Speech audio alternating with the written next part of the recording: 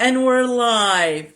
Hello, hello, hello, everybody. Welcome to BEAD TALK. We are going to be sharing with you today a wonderful lady we have known for many years. We've been selling together on this platform and others.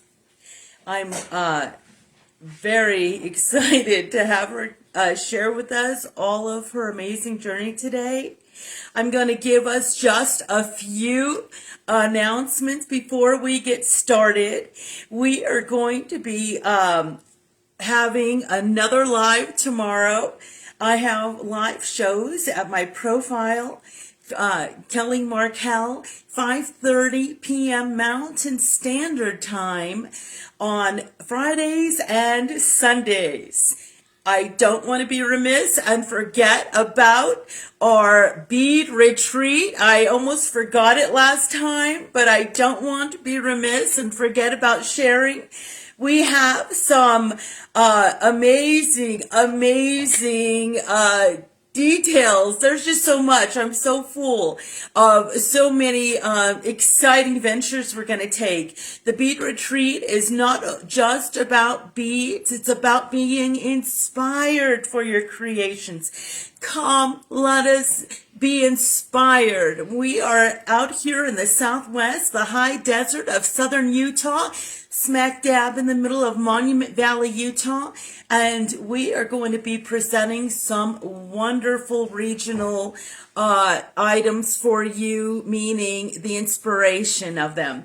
I'm going to be presenting a workshop called Colors of the Desert. What I've done is I've researched about different beads throughout the trading regions that have been going on since, since trading has begun here that we've been aware of. I'm going to share with you icons of the desert, where we're going to get out different icons of the desert and of the Southwest, and truly of almost all the native tribes in America, North America. I've been studying about that, and it's amazing how they have these common themes and these same things that I can bundle up in is really beautiful and informative workshop. So I hope you all can come. If you need any information on that, message me or Angela Blair of Bead Gurus. You just go ahead and let us know. We are already selling our bead retreat packages. We have a few left. If you want to get on it, get your deposit in today. Don't miss. We have on Saturdays, just like today, we are doing Bead Talk, where I bring to you your favorite artisans, creators, designers, and suppliers, and just a lot of beautiful people. All of these shows you can find on my YouTube page. I believe it's in the post above this. In this post, you just go ahead and you find all those wonderful bead talks over at YouTube, where you can just binge watch all of them. They're so fun, and we're going to be getting more as we go. And I just want you to note that if you have anybody that you want to see on Bead Talk, you go right ahead and, just message me and I will do my best. Okay, so today we have on Bead Talk a beautiful woman, Peggy Wolfe. She is in Florida, and she's going to share with us a lot of wonderful details of her bead journey. Just one moment. I think she's here. We're going to bring her on right now. Let me just get over there. One moment. Whoop, whoop, whoop. I see her. There she is. Peggy. There you go. Invite.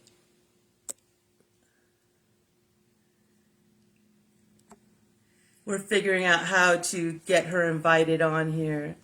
No? Okay. Peggy, if you're here, go ahead and comment. Let us know you're here. When you clicked her name, it didn't say bring on or invite. Oh, okay. Okay. No worries.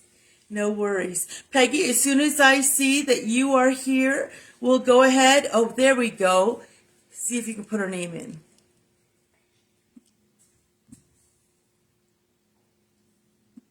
It's something different. There you go. Invite. And you have been invited to come on to BEAD Talk, Peggy. All you have to do is accept the invite. And I hope I have earphones on today because I wasn't able to hear some of the episodes, and something happened with the sound. So we're going to try to work this on today. Peggy, you have been invited, or if you're here, go ahead and comment. Let us know.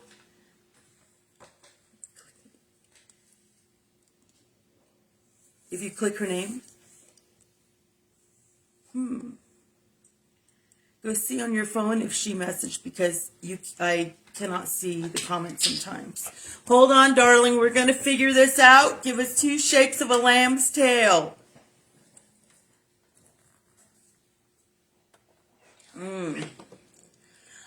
I have a note here that says you're watching, but it's not giving me the option to bring you on. If you are on your computer, I don't know how to make it work. We've been trying. She's saying that she's not seeing the invite, and she's on an iPad. Oh, iPad should work. iPad should work because that's what someone else was on. I think Diana was on her iPad, or Cassie.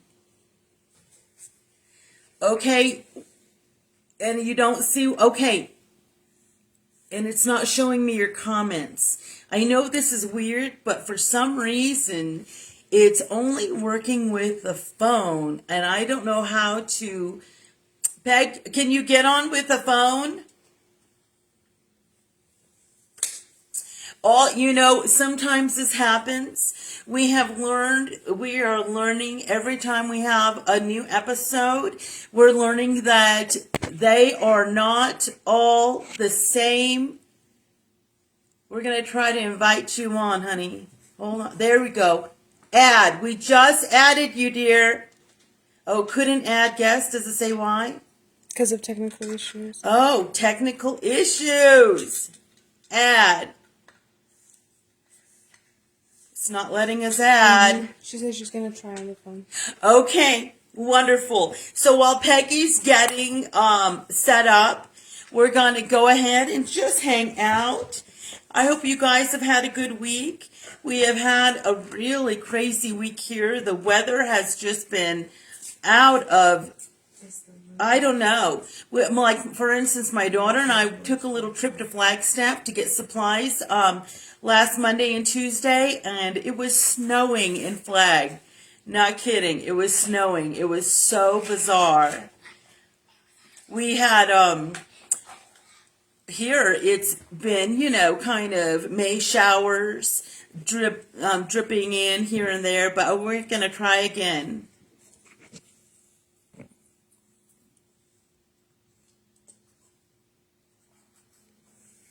That's okay. It didn't work. We're going to keep trying. So she says she requested to be added. Okay.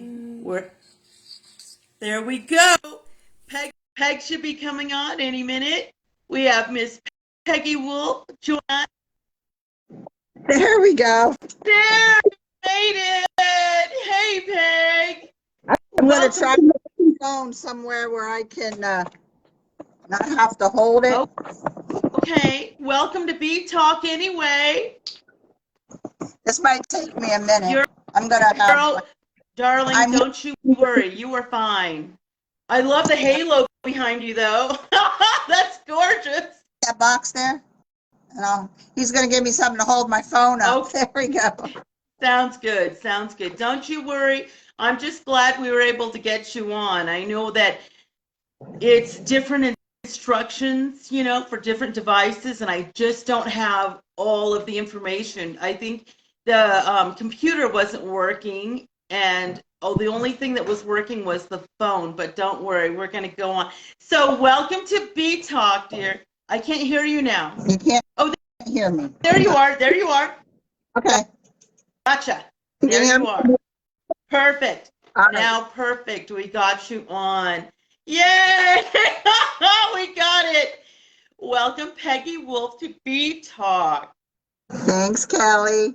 I just want to share with our audience that Peggy and I have been selling on the same platform. So we knew each other for years and years and years before we came to Facebook. We were over on Etsy. Remember that? I remember. Yeah. And we would play boards, those games that they played back then. The treasury games. Remember that? The BNS and the BNR. But it was fun because you got to meet a lot of people.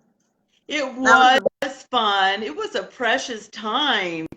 Was. Didn't even know it. Didn't even occur to me how precious the time was until now. I have folks like D Ziegler. You know what I mean? There's so many of us that came over to Facebook from the BNS and BNR. And just for those of you out there that don't know, the BNS is called Buy and Stay. BNR is called Buy and Replace. And it was a little game we used to play over at Etsy when they used to have treasuries. They put the kibosh on that, didn't they? A lot, but it was fun because we met so many people. Remember Barbara Wish? She's not with us anymore, but yeah, she made stuff. I love to collect her things and her barrettes. I still wear them. Yeah, it was fun. Oh, so many wonderful folks, and you have branched out from what you were originally doing. Oh, it's still the same shop, White Wolf Native Arts. Right, yeah. Right. No. I meant in the beginning you were selling some of your native arts, but you branched out to doing that gorgeous tie-dye. Yeah, well, yeah. Lately, I have been like the last couple of years. It's fun. Yeah. So I started out with dream catchers. Remember? That's right. Those gorgeous dream catchers. Oh, so for those out there who don't know you, go ahead, give them a little introduction about your business, about where you're at, and just go ahead and start about the beginning of your journey, as much as you can share. Okay. Well, I really liked Southwestern things in the 90s, and I like Native American pieces and art, and I remarried. I've been married 30 years to my husband, David White. He has some Native American Cherokee blood, and he started making things for me. And he put them in the house, and he just made all kinds of different Native-like things, and he started really doing a really good job. He made dream catchers, knives, different things. He learned to flint knap, so he's a stone maker. And he would go to different nap-ins and flint knap a lot of Florida points and learned about the Florida Indians and did the history shows about them. And then what was funny was a girlfriend, friend of mine worked for the local newspaper, and she wrote an article, and it was titled "Love of Wife Leads to Creativity." And it was about David doing his very first art show, because he made things for me, and she told him he needs to set up and do an art show. So he started doing shows, and then it got busy. So I learned how to make dream catchers, and I changed how we made them, and I was the dream catcher person making them, and started doing art shows and then powwows. Oh, and yes. Then we joined locally the American Indian Association and got involved, and it led to us working on the powwow, and I was the powwow chairman there for 10 years. So I got to learn how a powwow went together. I got to I got to meet Robert Mirabal. You know who Robert? Yes, I do. Oh my goodness. Let me tell you that I'm right here. I'm like, oh my gosh, I'm such a fangirl of his. He was wonderful. He even came after the powwow. He even went to a middle school and did a show, and we had a house drum at the time, and David danced and he played the drum. He signed our drum. It was a real nice time. But during that powwow time, those 10 years, I met a lot of people and I had a really great time. I learned a lot about Native Americans. I learned that they're all different and they all have different ways of doing things. And I'm not Native, so I guess that made it good because I didn't have a set way. Right. So it was a bit, I had to, do things, but I made great friends. But that opened you up to being able to receive, because you weren't steadfast in this one way, and you were able to take in a little bit of what you were given from them. That is beautiful. Yeah. Because the southwestern Indians, it's different than the Indians here in Florida, and even the eastern United States. They're a lot different, and the people are a lot different. Oh, So it was nice. definitely. Oh, that's fabulous. Started loving beads and collecting beads and getting different beads.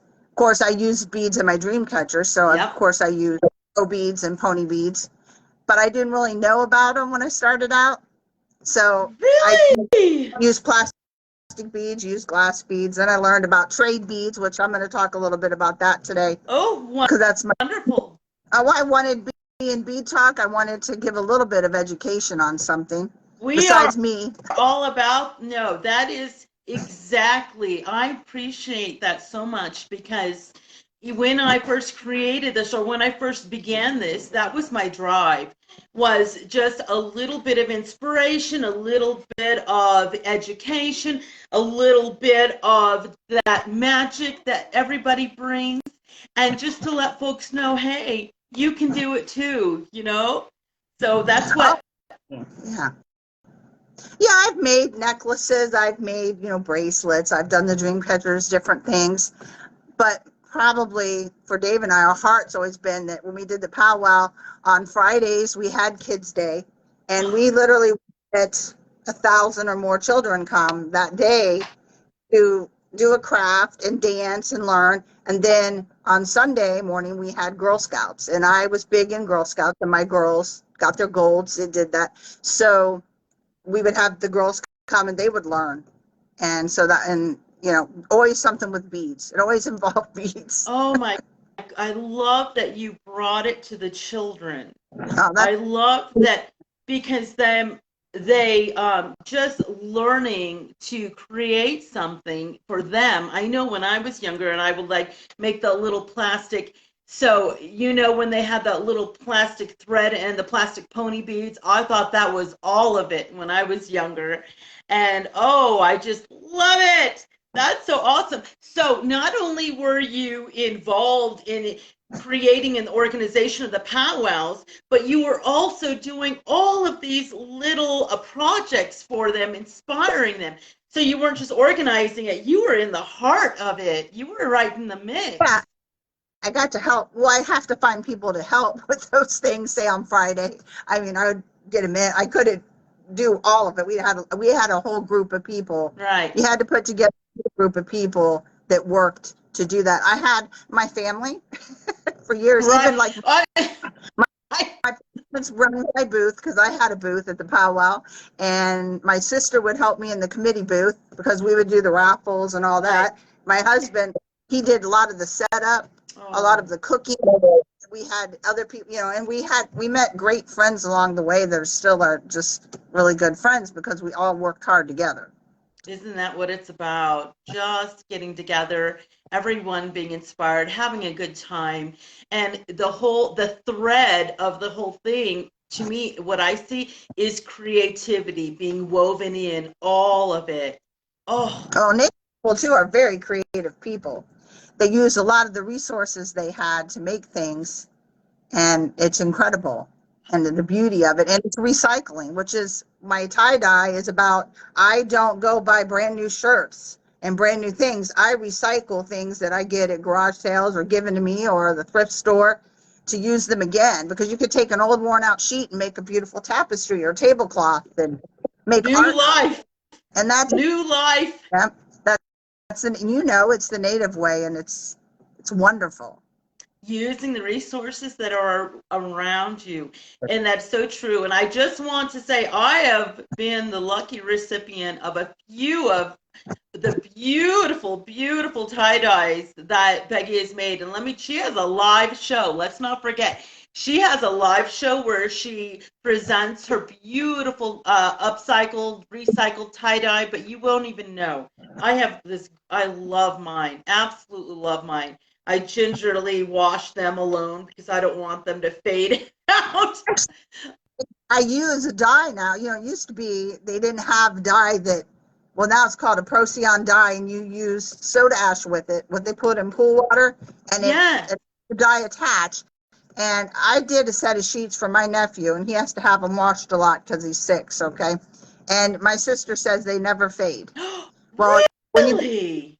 you buy professional dyes, they're made to not fade, and it's awesome. Oh, God. The colors are so vibrant. Yeah, and they stay like that, so that's fun. Although, my dyeing's different that I do. I like to do ice dyeing, where instead of using old-time bottles with water, I like to put powder. You use powder and you use here you get the splits in the colors. See how That's they how fade? you get. Oh, I do. I didn't. It really is. So, If you black's not black. It's made up of all kinds of colors. So you see, and there's some colors that are true colors that they sell. Turquoise right? is yellow. Mhm. Some like red's usually split into pink, though. A lot of them. Right. Some colors are made to split, and you get it, and it might be called strawberry, and then you get like 6 different colors. And it's fun because you never know exactly. Nothing's ever going to be the same. So Oh that gosh, like your little personal thumbprint on all of them. That is so beautiful. yeah, it's your fault because you inspired me to do a live show.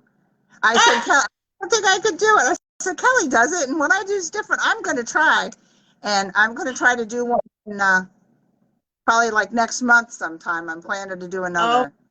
my goodness. Well, when we're done, we can go ahead and put the links in so everybody can follow back and make sure that they're liking and following, because you don't want to miss the shows. I always look forward to them, but you know how busy I am. So I'm just like, oh, I'm going to miss it. But when I go, oh, you can snag yourself some beautiful, beautiful artwork. I just love it. So I love that your beading came from this place of love. So did you discover any beads when you were a little girl? Did you ever make any bracelets or necklaces when you were younger? No, no, but I really liked things from the 70s. I remember my mom took me, to like head shops and stuff where they had the, skirts people made Appalachian and the tie dye Oh, and, necklaces that were beaded and longer necklaces with beautiful tassels pendants, and like stuff, rings and all that. oh, mood rings. Let me tell you. I, Me too. Me too. my mother is artistic and she's done everything, sewed, paint, made things, jewelry. She does beautiful jewelry. So yeah, that inspired me in a way because she did make beads back when she made paper beads and clay beads. So That was wait a minute. This is kind of legacy here. You're picking up that creative spark your mom had, bringing all of that beautiful history into, even if you go on, I'm sorry. no, I was gonna say I can't paint a lick, but I do pretty well with color, putting color together. You have to. I mean, you're not going to be talented in everything, but we can try with what our gifts are. Use them. Beautifully said. No, I think that sometimes I get people even messaging me, they're afraid to start. So it is them stopping themselves. And what I'm trying to share with them is step outside of yourself. And if you were to see yourself as a child or even a friend, you would want to encourage them. Encourage yourself the same way. Allow yourself to make mistakes, because all they are is just learning on the way. And you just practice. It's all about practice.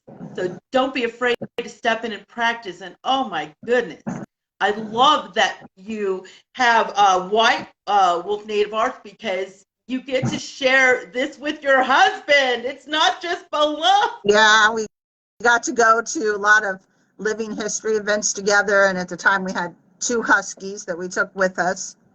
So that was. Oh, We had 3 daughters, and sometimes they would come. Sometimes they stayed home. They were teens at the time, and so we got to go around and do. It said the powwows. We spent a lot of time together because we did both have that same love of those things.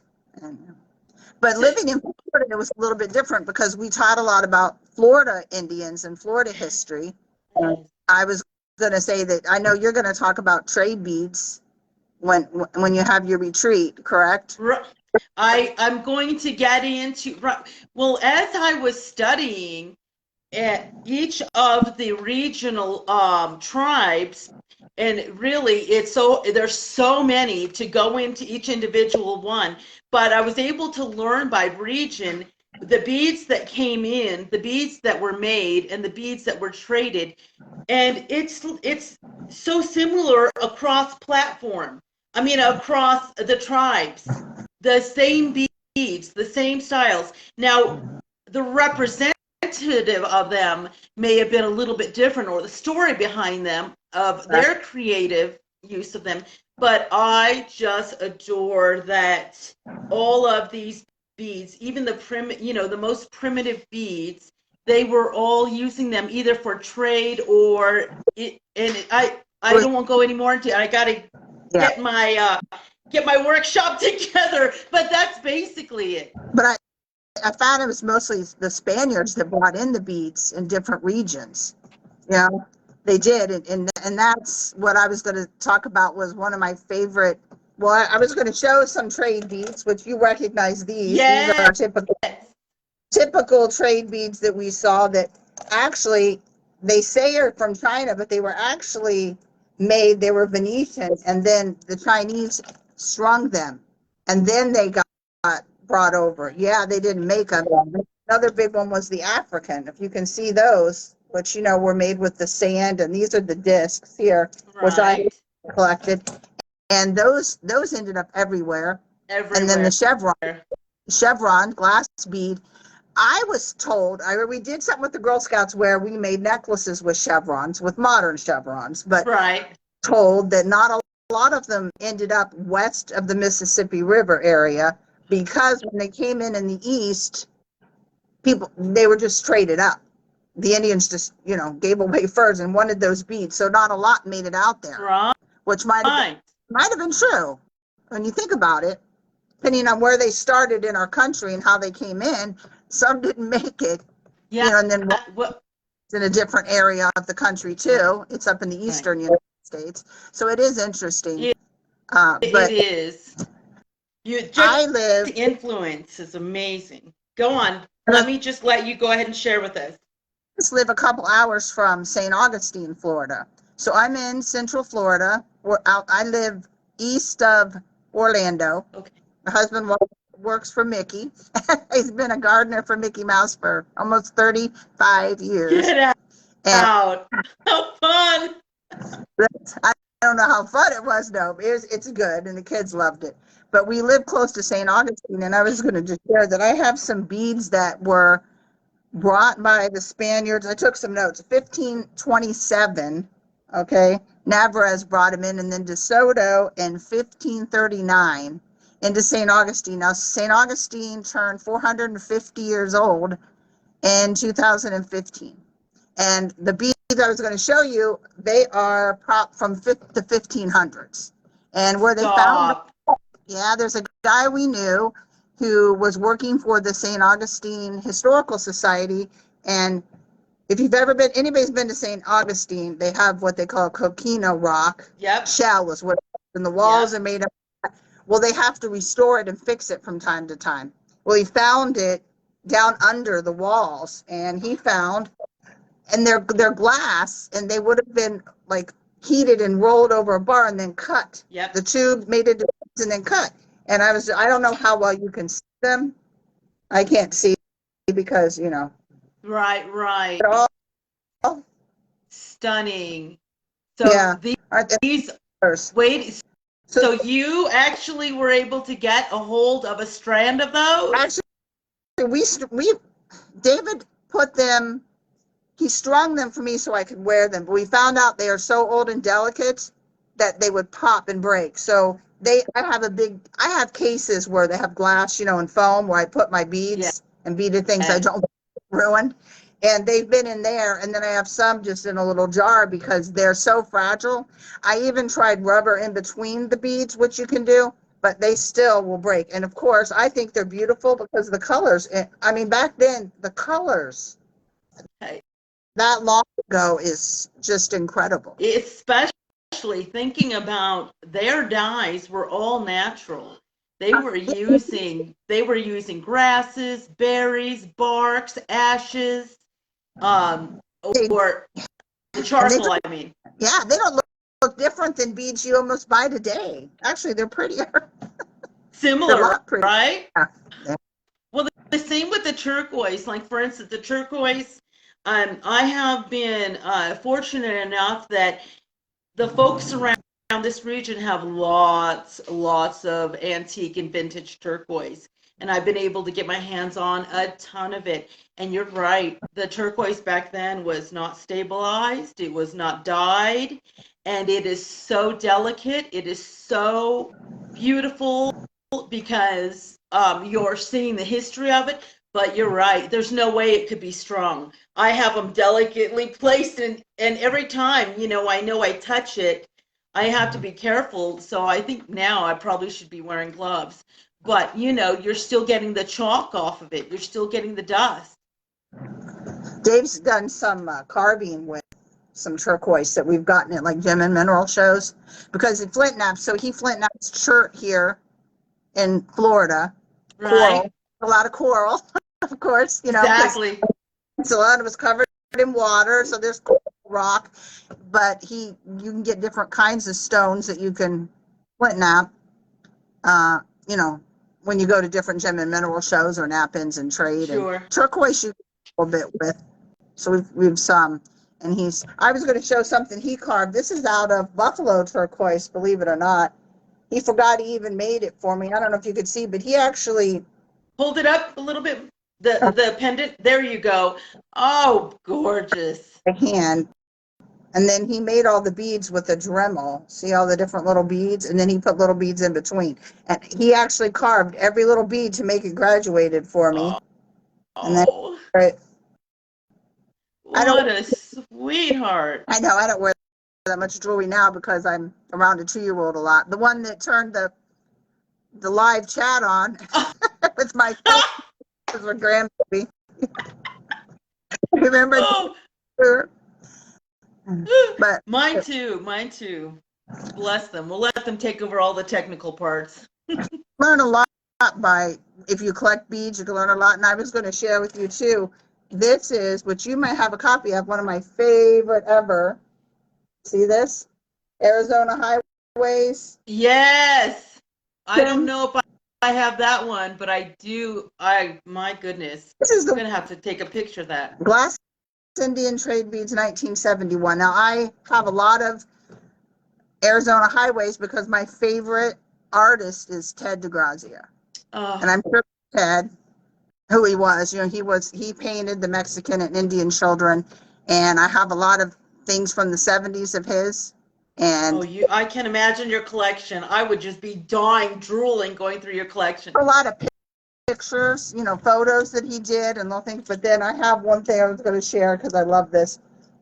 Oh, This is plastic, but you remember in the 70s? Because he was yes. Oh my goodness, I can't get over it. and he made it look like a squash blossom. Yes. Isn't that cute? I'm actually local, which it's hard to find. It's hard to find that because he's from the museum is in Tucson, and I have not been there. I'm going to make it one day, but it's hard to find his works here in this area because by the time people get to Florida, they're retiring. They've done sold everything. They don't bring it in here. Well, let me tell you, out here, it is shocking. I'm not up on the different creators, just a couple locally that I talk to and I do dealings with.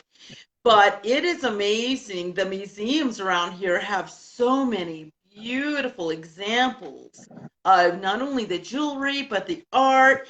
And it's mainly focused around the Southwest. Right. Well, yeah, because you're in the Southwest. Yeah.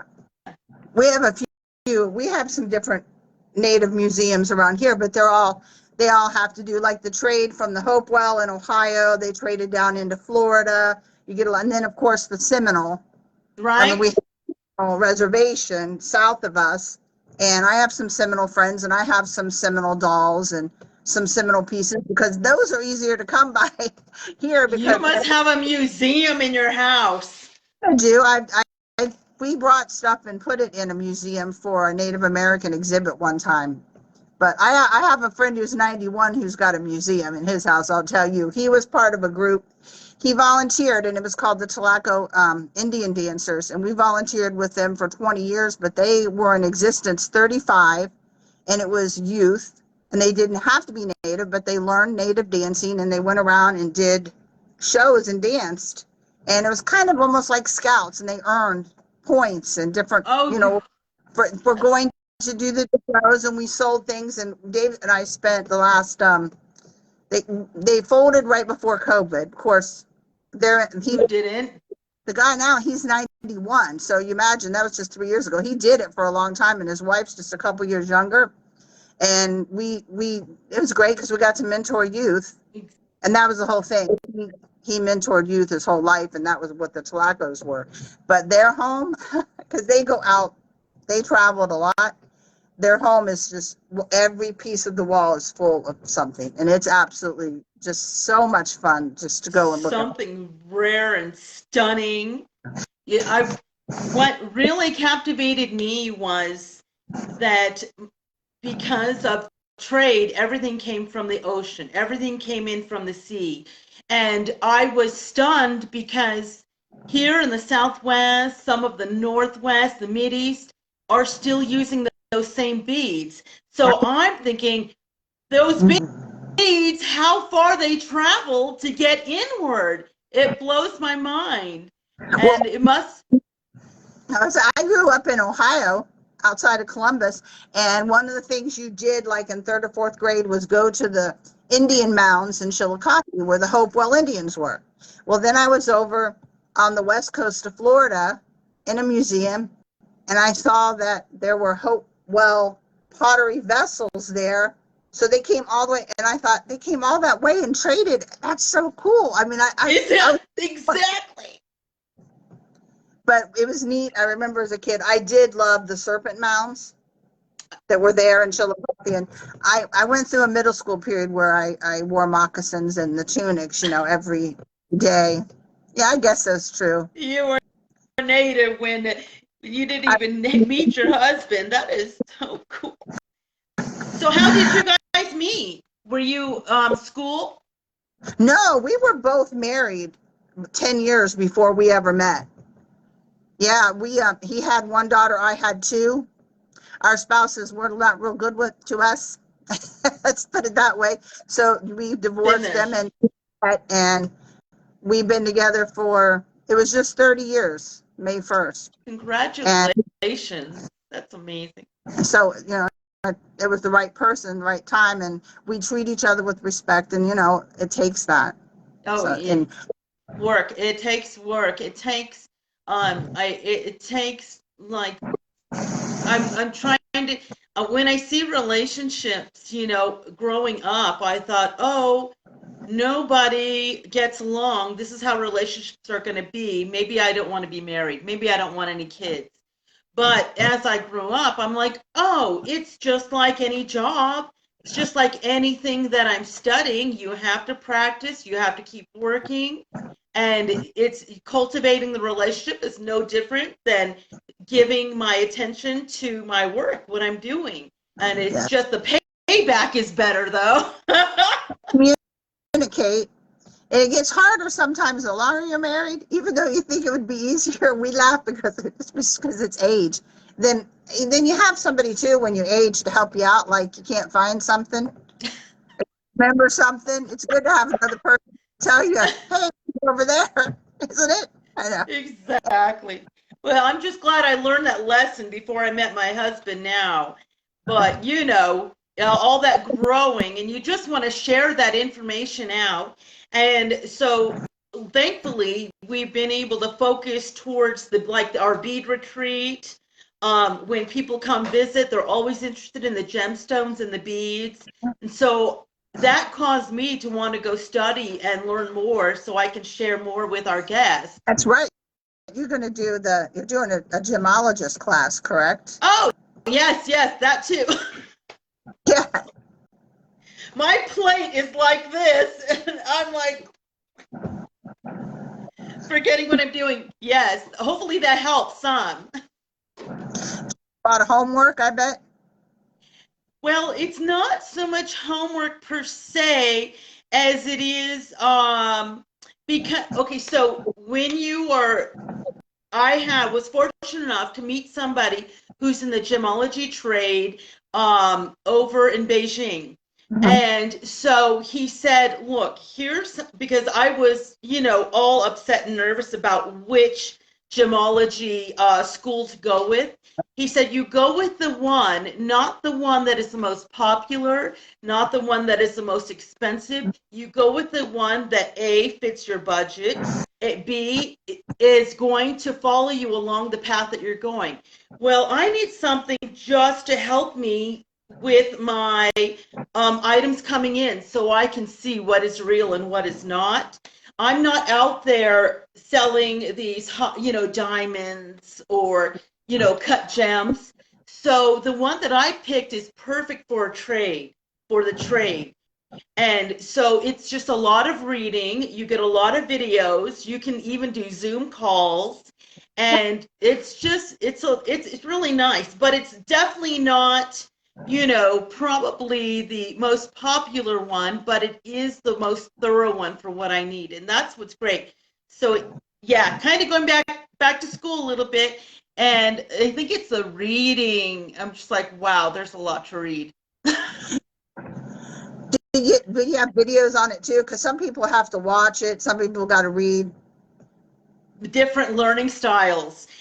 So that's what I found is that once I read the material, I have to go and watch and see what they're talking about. And that's how I'm learning. I'm the visual learner. And so I guess that's where I'm getting stuck is that I will find myself just reading a chapter, going and finding the accompanying videos and make sure it all falls into place. But it's fabulous because they offer classes that you can go to also, except they're in Texas, but I can absolutely go to Texas and they will put me through. Well, how close are you in Monument Valley? Are you to Arizona? Are you right on the border?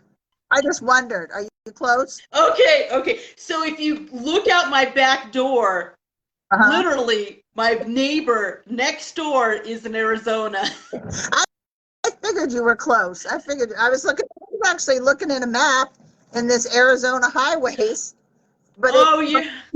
that showed it, and I said she is pretty close. So close, I just stepped my foot over the line. But Four Corners is just down the street from me. And so you're getting I'm like right where all the lines are on the states, right in the Four Corner region. So Well, that's a lot of fun. That's fun.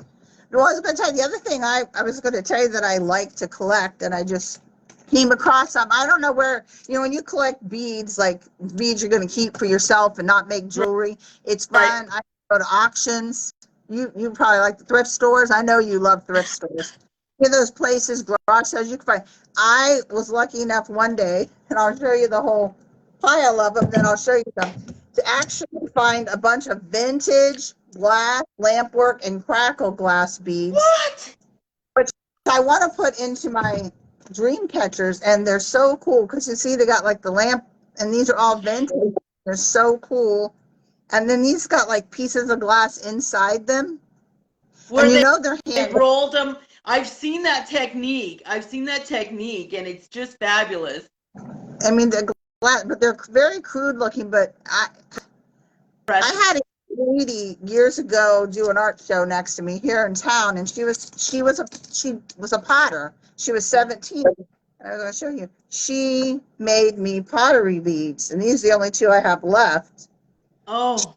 Me like 60 of them, and I put them in big dream catchers. She made some small. I loved them because they were all handmade. Some she stamped in, and that's another thing I love is I like anything like this. See the clay, and then people make the clay. You can't mess that up. A kid can do it and make a beautiful pendant with clay. They have self-drying clay. You can roll it, make stuff. It's fun. air clay, paper clay. I know, it's wonderful. My husband, Martin, his parents, they came to this well, his mother did, but they were potters. Oh, really? And so he has all of these beads from his childhood that they made him as a baby to play on this leather, and I have them. Oh, they're so precious. I love the organic beads. I love the rough ones. And I have a surprise. I'm not supposed to let this cat out of the bag, but I'm going to meow while we're here. Angela Blair's husband is a potter, and he's making us special bead retreat beads. Yes! That is cool. It's going to be so fun. I was going to say is everybody has paper. And paper beads, anybody can make. And I've made them with my grandkids. And I'm going to show you, like, I have vintage ones. They're hard to see. And you can shellac them or not shellac. You can just use Mod Podge on them. Anybody can make paper beads. And I'll tell you what, they make beautiful necklaces. Beautiful. Oh, yes. I have a collection. Yes. And it's fun. I mean, that's just, so, I mean, you don't have to have, example I was going to show you was like, these I got from my mother-in-law, and they're all jade. Oh. And they're precious. They're gorgeous and they're beautiful, but you don't have to have that kind of bead to make something beautiful and wear it. Exactly. Yeah. Or just to be your creativity, will absolutely pour into those beautiful paper beads. I love paper beads. Beautiful. I love vintage and antique ones. They're so precious. And I think about the hand that created them, Each one. Well, I was going to show you something else that my mother-in-law gave me this now, but I know this is a huge seed bead necklace. Look at that. Oh my goodness. Teeny, I don't know, can you see? Teeny tiny seeds. Teeny. She didn't make it, but she got it somewhere and then sent it to me. And isn't that time? I know. That blows my mind. The time it takes, and even people that work with small little like crocheting things, it just blows my mind because I can't work with small things. I just can't. Well, I met some of the best seed bead. I have friends that made things and did things. I could do a little bit and put it on something, right. Small. Or it takes a long time. I won a prize at the fair. I made a dream catcher where I put seed beads through every bit of the sinew. So you're kidding. So around the outside of it, you got in the web. So I put of that sinew. Okay, so if I had a dream catcher, like here's one, okay, but it was every single bit of the sinew was a seed bead instead of.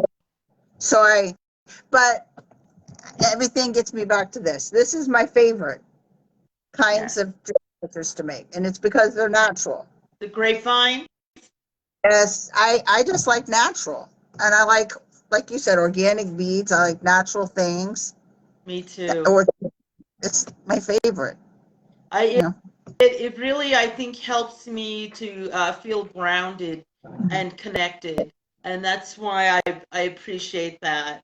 But growing up, so I grew up in San Diego by the ocean, and oddly enough, what I remember is a lot of the African trade beads coming in, and different brass, different, and Indian. I didn't even know what it was in my youth. I remember the 70s, the Nag Champa, and everybody. I just love being.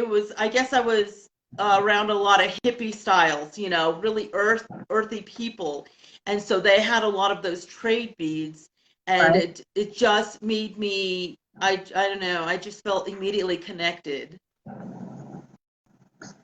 Yeah, that's cool. Well, you have connections with a lot of people you've met too. You really do. You're open, you're good at talking to people, and you've made those connections with people. And that's really, that's why everybody loves you. And I'm just like, well, I guess I'm just gonna throw my my nutty self out there and let's see what happens. And a lot of it was wanted to do this and share about people's bead journeys was absolutely to be connected. I was lonely. I was needing some inspiration myself. And everybody's been so good, and everyone's background is so diverse and where they come from. And it just, I think about the first beads. It still brings me back to the beads that came in and how they made their way in. And it amazes me that it's all, I don't know, that they use the same beads in their creations, even though it was different stories they were telling, different ideas that they were presenting, even the icons, the different icons that they use. They will have, their story will evolve and change per region. And I just loved that they were inspired by all of these and they created these beads with them. And the napped, oh, I love the napped arrowheads. Dean, it's interesting because the Padres, you know, the priests that were there, Yep. I pretty much gather that they cared about the native people that were here. And a lot of times they thought that the native people, you know, worshiped the devil or they didn't know, you know, God, and they did. Yeah. That's the thing, especially in the eastern and then the southern eastern area, they did. And you hear the creation stories are the same, everything's the same. And the Padres became friends with them and they brought those beads and they traded with them. And then the people made beautiful things with them. Oh. And that's just, it's wonderful that they did that. But that was kind of what they did. You know, then other things happened that weren't too great, but that was there were some wonderful stories too. The Cherokee, you know, when they walked the trail, they took ministers and people with them. Oh, really? Now I didn't know that. Their white families and things that came along with them. So that's pretty interesting. Wow. Now that's a part of history you don't hear. Oh. Dave's telling me, he's giving me some information now about an Indian bead that came from fossilized, what were they? Crinoids, he said, which would have come from. Yeah, and those are the most primitive beads he was talking about here. And they would string them. That's interesting too. Yeah. Yeah. So yeah, it was shell. So I have this book about the history of beads. It's like this thick. It's not a quick read, but that's, you know, all around the world, those were the original beads, were the shells. Yes. They were stringing in the beginning. And fossils. Yeah, and it's just so, I don't know, I just love beads. I love how the beads have brought everyone together in their creating, in their storytelling, in their lives. It's just, I love it. I think I'm just going to call you. I'm going to message you, and I'm going to get information that I need because you have a lot of history I need. And knows he likes to read textbooks for fun, so he learns about that. I'll tell you a funny story. Was years ago, he would go, you can go in certain areas along the banks of rivers and stuff, and you can go and you can hunt, you know, for beads and arrowheads and different things. And so we found a lot of artifacts and put them in jars, and we hadn't been married very long and everything. I thought, I took a big jar of artifacts. I thought it'd be nice to wash them and clean them for him. Really nice, but you don't do that to them. You don't want no mess. I said, I'm sorry. I said, they're so nice in the jar and all clean now. And he was like, what are you doing? No. We have pottery, different pieces. I can find, you know, we can find things here, and you can still find arrowheads. And we live close, a couple hours from the Peace River, which is one of the best rivers. Well, obviously the best in Florida, but you can find a lot of shark teeth, and you can find, you know, there were saber-toothed tigers in Florida, mammoths, all kinds of things. And yeah, it's because it was cut, you know, they were there, and it's pretty cool the things you can still find, and the pieces of bone, and just, it's interesting. Wait, Yeah, go on. Sorry. They took you know, the spines from fish. They had holes naturally, and they would make, you know, jewelry. It's beautiful. And when they do that here. They do that there too? Yes. They just bought one of the girls here just bought some earrings from a gal who actually made those with the spines, and she put horse hair on the bottom, and she dyed the horse hair. They're still doing beautiful, beautiful stuff here. In fact, I was going to try to get her to come to the bead retreat, as one of the demonstrators. And so I've just, it's so amazing. It's that time just stand still using the same type of beautiful natural materials. I just love it. Well, when you retreat to and you're teaching, you're passing that down. I mean, like, because flint knapping that David does a lot of is it's the second form of art in the world, they call it. First was painting on caves, and then was making stone tools. And it's something that they're not, he at one time was considered a pro. Unfortunately, due to a lot of arthritis and things, he doesn't do it as much, but he did for about 20 years, he did it, all the time. There aren't that many flint knappers around anymore. There aren't people that do that make stone tools the old way and that do those things. And then we didn't have any grandsons that, we have to one pass it on to. uh, Do you know Joel Osmond? no, we don't. He's here. Oh, he's the husband of one of the gals here, and he is fabulous. He does such great work. He just, I think, did a jade knife or something, a jade, and That's it's cool. just primo. So I just love seeing his stuff come up because, I'm inspired just by watching his videos. There's nothing more beautiful than obsidian. Oh, girl.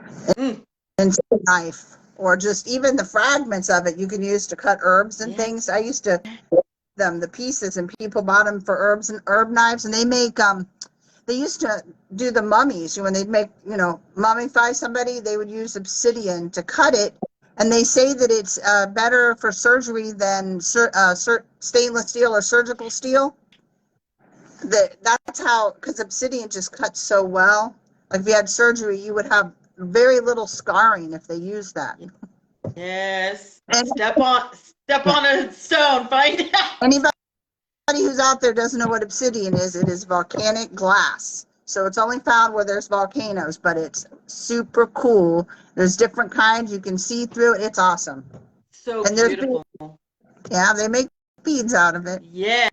I love it. Silver sheen and golden sheen, I absolutely adore. I have so many wonderful specimens that I just love it. I want to get big raw specimens of rainbow and black, but I haven't found any that I like. Sometimes, I just have a budget that isn't willing to cooperate with what I... Well, if there's a blade made out of the rainbow or another kind called window pane, you can hold it up to the sun and you can just see that in the knife. And none of them are going to be the same. No. So it's fun. Yeah. I miss those places and, see the different work the different guys did. And some women did it too, but it's rough on your hands. So I'm trying to think. There's a few that do it out here, but you don't see it as much as, say, when I first came. And I can imagine that when his mother came here in the late 60s, my husband's mother came out here in the late 60s. That's how they got the place here. She has a lot of beautiful artifacts that were just here on her land. But there was also people actively making arrowheads and knives and for tourists, but I haven't seen any out there. For instance, they have like the demonstrations of the rug weavers. Yes. They have the beaders, beautiful beaders, but I haven't seen any recently that's doing any of the napping. But yeah, it's gorgeous. Most of the beaders and the rug makers are women, are they not? They are. They are. Now, the men, do they doing the silversmithing? Yes, they are. There's also men beaders too. There's, Okay. A bunch of them doing beading too, but mostly silversmith. Let's see. I'm trying to think because there are so many different. If you go to the market here, everyone's bringing their stuff to the market for sale, of course, for tourists. But that's when you get the big diversity of the craftsmen Right. in the area. And so, yeah, a lot of silversmith. We get a lot of native folks coming from the Dakotas coming down. They want me to go up there all the time to sell beads. I'm like, I wish that would be so fun. So a lot of tribesmen from up there come down to sell here in Monument Valley. Yeah, because there's more people. I don't think like out in South Dakota and in Pine Ridge and Rosebud on those reservations, they get a whole lot of tourists that are into buying things. No, they just don't. They don't really have an economy there.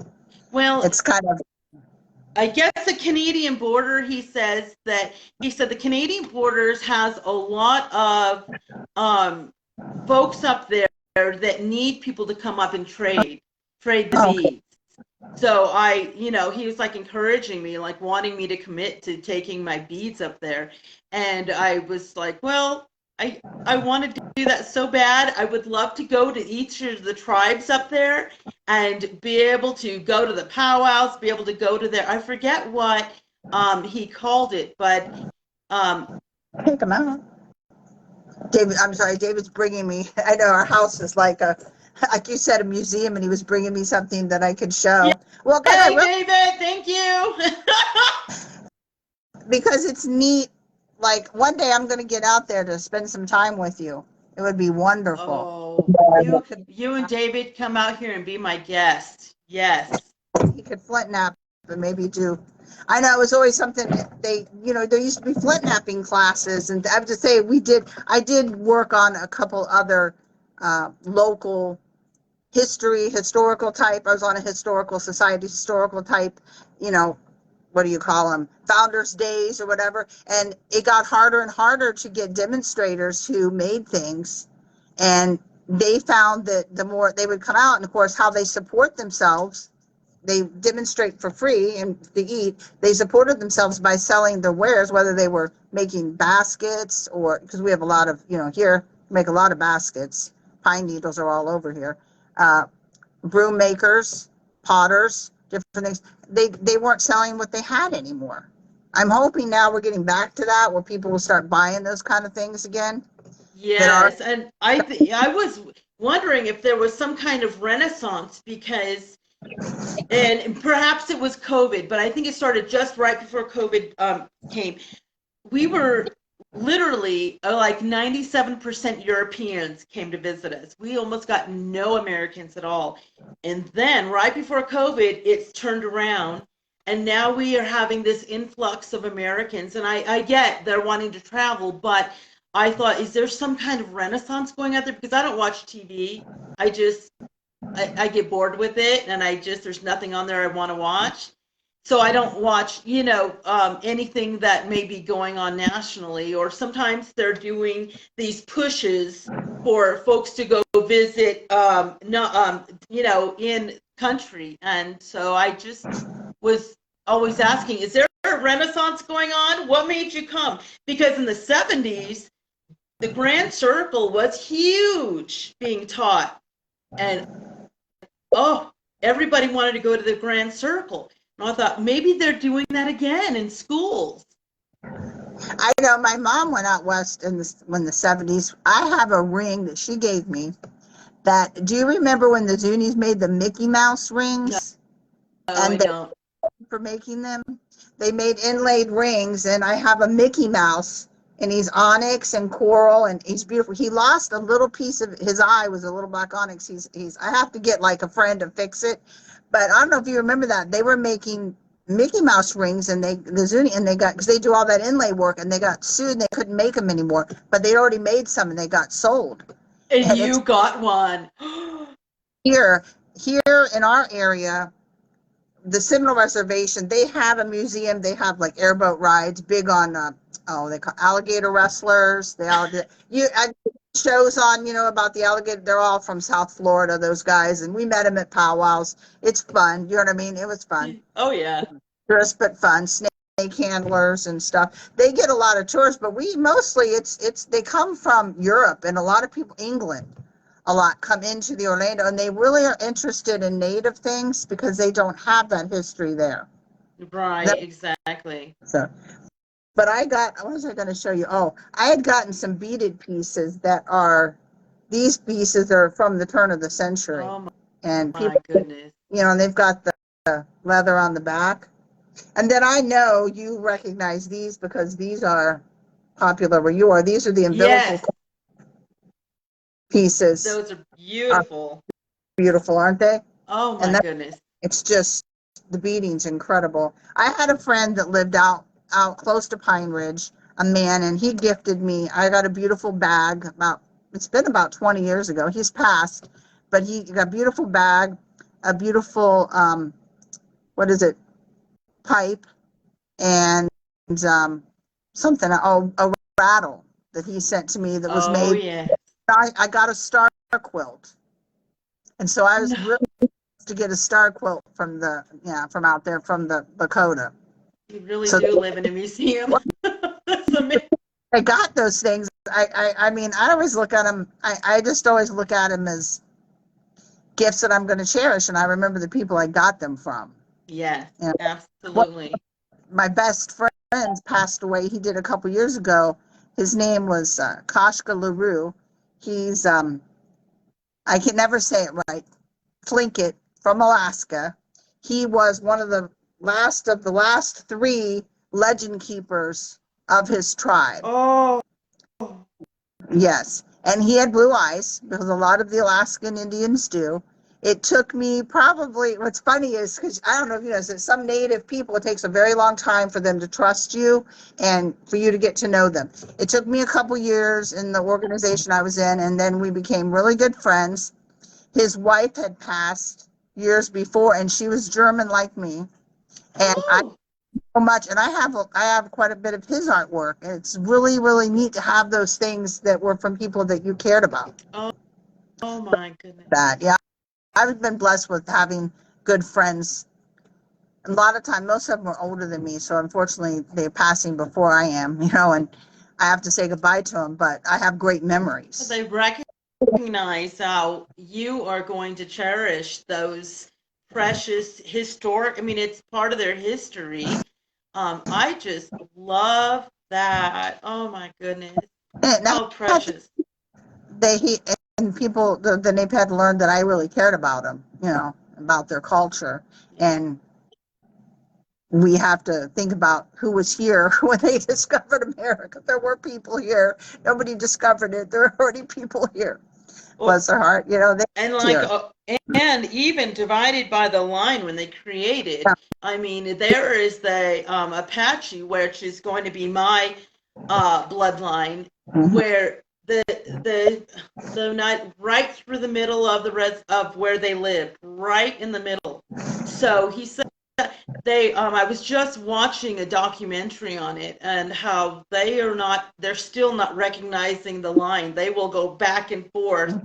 I said, well, thankfully there's no wall there for them, but it's amazing to me that even in Mexico, even here in the States, it was just open and everyone was blended. And so sometimes you run into folks that don't understand that, guess what? The Mexicans were also Native Indians. Well, actually, the best ever arena director I had at the powwow. Arena director, if you're out there and you don't know, is a person who helps the people go into the circle, make sure the circle's running, right, and any debris, and he lines everybody up in the order they're supposed to go when they dance. Was a guy named GT Martinez. The GT stands for Guadalupe, which and he was Mexican American, pretty much. He had some Creek, also Creek Indian in him. But when he grew up, he remembers a time how they were treated, and how that line, where they lived, where their land was taken away, when then the line was redrawn and all that. And it's there's a lot of history there. A lot and of history. Mexican Indians too. And we used to recognize also at the powwow Hawaiian Oh, yeah. natives. We had a man named Kalani who used to come out and sing, and they have all kinds of different beads and jewelry they make. It's just like, and you could, I'm saying you could go back and look at the history of where the beads come from and who made them and how they made them, why they made them, then where they got traded. It's pretty cool. That Cool. little strand of beads, it's not just a piece of glass or a piece of seed. It's got a history. Exactly. Well, I hope I can do it justice, the little workshop I'm going to give on that. And boy, you are just a wealth of information. I'm so grateful for today's Bead Talk. I'm going to absolutely integrate and everything that has been inspiring today for me. I'm going to share. I hope it's okay. I can borrow your knowledge. That's what I think's cool about having your show, that different people might know about some beads more than others. Like I know about the beads that they found in St. Augustine because it's local here, Right. and we knew the people who found them. Where you might know about something where you live or somebody else, and if they can share that, then we all can learn about it. And it's Yeah, interesting. amen. Absolutely, I agree 100%. Okay, so I know that we are so inspired. We got a little bit off, but let me just bring us back for a second. So you shared with us a little bit about your the beginning of the history and about how your mother was a creator, and then you came in to meet. You brought us up to when you met your husband, and you guys started doing the powwows, and he was doing napping, and you were doing making dream catchers and adding your beads. So currently, let's bring us up to current times. Right now, is your focus mainly the tie-dye, or are you doing other things also? Well, actually, for a long time, I wholesaled dream catchers to natives. Mine were all different, you remember, and they'd sell them. And I did a lot of that. When COVID hit, they weren't doing powwows and different shows, so I kind of quit doing that. So then I said, oh, I really like this tie-dye thing, but I really started liking, well, I made shirts with my granddaughter for everybody for Easter. So it was like 30 shirts, because at Easter we get together and have giant Easter egg hunt, kids and adults, have big prizes and argue over and have fun, Yeah. families. So we all, after that I joined a group, tie-dye group, and then another one, and I started learning about the ice dye, and I had so much stuff I made that I decided I would do shows and maybe somebody would want to buy it. So I still make dream catchers. I just signed up for a show in November that I'll do dream catchers and my tie-dye, so I can still do it. Good for you. Good. That's good to know. I wanted to do a show so bad, but man, everything that I want to do, I can't do it all, but man, I'm gonna try. I love it. Do you plan, share with us what the future looks like for White Wolf Native Arts. Are you going to, did you branch off, or the tie-dye is still a part of the White Wolf? It's okay. I have another Etsy shop, which is White Wolf Emporium, which is small, but it's actually sold lately more than the other shop, which is things that I find thrifting, vintage. But what I'm doing is I'm starting to add some things into my shop. I have 2 rooms full of stuff. Stuff I have to full. Welcome. No, and it kind of, when you do that, then you start selling again, and you do. But I have a granddaughter that's 12 that is going to go to Italy in parts of Europe next summer, and she has to earn the money. So what I told her was that she could kind of do the White Wolf Emporium, do the vintage thing. She knows how to. Hey, she told me about Google Lens, where I could look stuff up. Yeah. No, and she knows how to do it. So I told her that she could have the profits from all that. So this to help me clean those rooms out and do that. That's the way to do it. And so I try to get things tie-dyed in between a couple of days a week, and like later today, she has a sister, she's 12, that's 2. So they're 10. Same mom and dad. Huge. Yeah, it's hard, to do things with a 12-year-old and a 2-year-old. And so I do that. Then we had our 2 huskies, but now we have another one. So we have one that's 4, and she's pretty needy, and then I have a little dog. So Babies. I try to volunteer, and I make things to give to a couple different dog rescues. Oh. Money, yeah, to raise So money. like if they have auctions or something and you donate? Yeah. It's like, I just saw they started one today, and somebody's bid on a dream catcher, and some things I tie-dye, things I'll make or I'll pick up that I can send out to them. And they do auctions online for that, and it helps pay for the dogs. One's called All God's Creatures, so they help different rescues every month. The other one's Husky Haven of Florida, and that's just a husky rescue. Right. So many people get rid of them, and they're so beautiful, and they just need to be in their pack, they just need that attention. Right. Kind of high maintenance. We So yeah. Go on.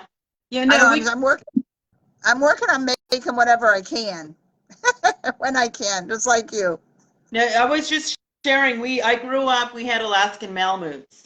Okay. And so same wolf pups. And they are very. They need their pack. They need love and attention. They don't like, the one I have doesn't like to be alone, so her best friend's a 10-pound Chihuahua poodle. 80 pounds. That's a big difference, but they're friends. I love those videos. I like going on watching the animal videos where the animals have become each other's family, that you wouldn't think those two animals would ever interact, and they're just each other's family. I love those videos. Yeah, it reminds me of them. They're just wanting to be apart, be around, protect, lead, whatever they're doing. Well, the Malamutes, they're pretty aggressive, but they are so, it just took me back to the wolf dog we had, the dogs we had. Lots of German Shepherds, so that's just relating here, like going back in my memory. Well, when it comes to the White Wolf Native Arts, I have not put either store. I haven't put tie-dye on there. Okay. I still think my business name is White Wolf Native Arts. Okay. So I use that, but I have not put tie-dye on my Etsy shop. The Etsy shop pretty much is strictly native jewelry. I've been adding jewelry. I've got vintage moccasins I need to add. I have a lot of things to add. Probably so some gorgeous. Things. Is that the link you want us to use? Is to the And then you can find White Wolf Native Arts on Facebook. I have a Facebook page, so you can find. That's where I do my shows and list most of what I have. Oh, okay. So I don't know. I apologize. I don't remember if you shot me the link. You probably did. And so when we're finished, what I do is I upload this to YouTube, and then I add all the links there for you. So I see on the page, and what it is, it's White Wolf, and the wolf is with an E, because David's name was David Wolfe, and you'll find a lot of Cherokee David Wolfes, but what happened was then the Europeans took the E off. It was like from a wolf clan, right. So that was the last name. They added the E and made it more European, so it's got an E. So mine actually is White Wolf with an E after the Native Art. So if any of you out there are doing a Google search, that's it. Make sure you add the E. But we're going to add links so that we can get you back to Peggy and David's place, and you're just going to absolutely adore her shop. Yeah, I was always enamored with your Etsy shop. The whole time I was just like, oh, I'm just loving all these things that you put up. And it's evolved so much from when we were at Etsy. Yes. I love where it's gone. It's just beautiful. Oh my goodness, that's wonderful. Is there anything now is the time? You just go ahead and promote and share. No, I was just going to say that check out the shop or check out the page where I have the tie-dye. If you follow the page, then you'll find out when I have the lives for the tie-dye, if that's what you like. Yeah. And I do these all the way up, and you never know what's going to be there because I'm finding new stuff all the time. Yeah. Oh, Peg, it's so wonderful being able to talk with you this hour. I appreciate you bringing in all of that amazing information that there's so much yet for me to discover and to study as far as the beads, but you have inspired me, and I'm going to use some of your information. Cool. I appreciate it. I've enjoyed our time. Thank you. Hey, Would you come on again if I invited you? I'm putting everybody on the spot so I can get you back out here. And we'll talk about some other kind of beads or something. Hey, I'm just excited to see where your journey goes. And it's been so fun. All these folks that we've known that have still followed their creative journey, and seeing them now and seeing how it's all evolved is just inspiring. And that's why I'm glad I get to have BEAD Talk, so we can keep bringing folks on and inspiring other folks. Well, Peg, we just love you to death. We thank you. Thank you, David. Bless you. I'll come on sometime and teach a little bit about how to tie-dye. That would be fun. Yes. Beads, Yes. but it's tie-dye. Anybody can do it. So that would be fun. Yeah, Absolutely. we'll do that. All right. Okay, well, we're gonna let you go, but we're so grateful for you. Thank you so, so much. I've had so much fun today, and you just keep on doing what you do and bringing all that joy and inspiration to folks' lives. I appreciate you guys. Thank you. Thank you. Bye-bye. Bye, darling. That's not what you want to do. You want to remove. There you go. Okay, go down. There it is. We got it figured out. Well, there was our beautiful BEAD Talk with a wonderful Peggy Wolfe. Thank you. We're so grateful that you could join us today, Peggy. Thank you all for being here. We're so glad that we can bring to you BEAD Talk. Don't forget, next Saturday, we have another BEAD Talk. I have Nina Kittleson of Hole in the Wall Beads. I might be doing it Friday instead of Saturday. I can't remember. I'll have to go and look my notes. But we're going to have Nina on here anyway. She's from Oregon. She's wonderful. We love her. We are going to be having our live shows Friday and Sunday, 5:30 Mountain Standard Time. Our bead retreat still has openings. You don't want to miss that. And of course, we're just going to be here and there if you need us. We appreciate you all. Thank you for joining us again for another episode of BEAD Talk with Treasure to Remember. Bye-bye, everyone.